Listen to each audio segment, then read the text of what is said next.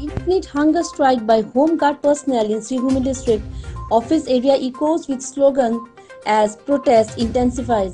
Today, male and female members of the Home Guard force from across Srirbhumi district gathered in front of the district commissioner's office and launched an indefinite hunger strike, raising various demands. The key demands include the amendment of the Home Guard Act of 1947, an end to the 6-month contractual appointment system, and the irregularization of their jobs. They asserted that if their demands are not met, they will continue their hunger strike indefinitely.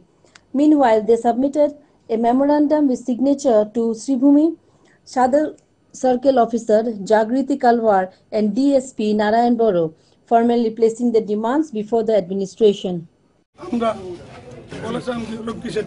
কল্যাণ সংস্থার করিমগঞ্জ কমিটির উদ্যোগে আজ আমরা 25/6/2025 ইংরেজি আমরণ অনশনের সূচনা করেছি।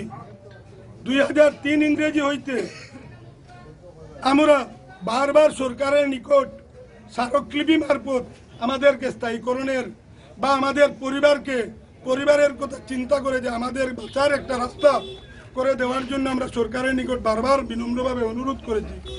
কিন্তু আমরা যতবার অনুরোধ করেছি তারপরও আমরা প্রত্যাখ্যাত হয়েছি, সরকার আমাদের কোনো কথা শুনে নাই। তাই অবশেষে বাধ্য হয়ে আজ আমরা করিমগঞ্জ হইতে, বর্তমান শ্রীভূমি করিমগঞ্জ জেলা হইতে আমরা সমস্ত আসামের 24,696 জন হোমগার্ডের দাবি নিয়ে আমরণ অনশনের সূচনা করেছি।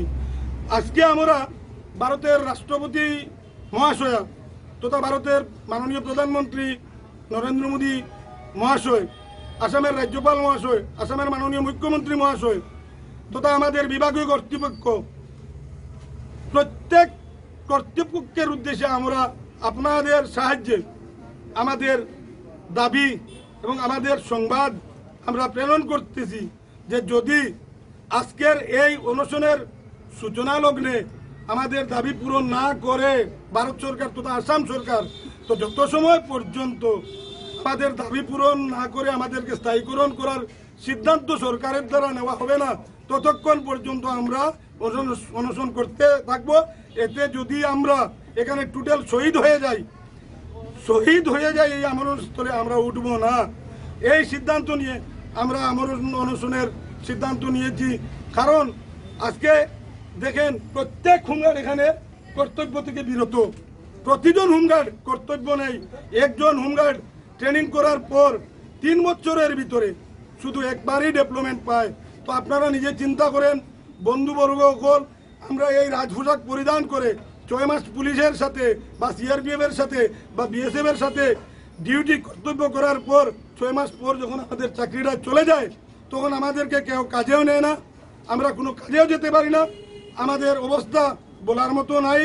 আমরা বিগত কয়েকদিন আগে পেহেলগাম যে হামলা হয়েছে সেটা হওয়ার পর আমরা আপনারা অবগত, আমরা ডিস্ট্রিক্ট কমিশনার মারফত ভারতের রাষ্ট্রপতি মহাশয় এবং ভারতের প্রধানমন্ত্রী মহাশয়, আমাদের রাজ্যপাল মহাশয়ের নিকট আমরা স্মারকলিপি প্রদান করেছিলাম যে যদি প্রয়োজন বশত আমাদেরকে ডাকা হয় আমরাও হিন্দুস্তানের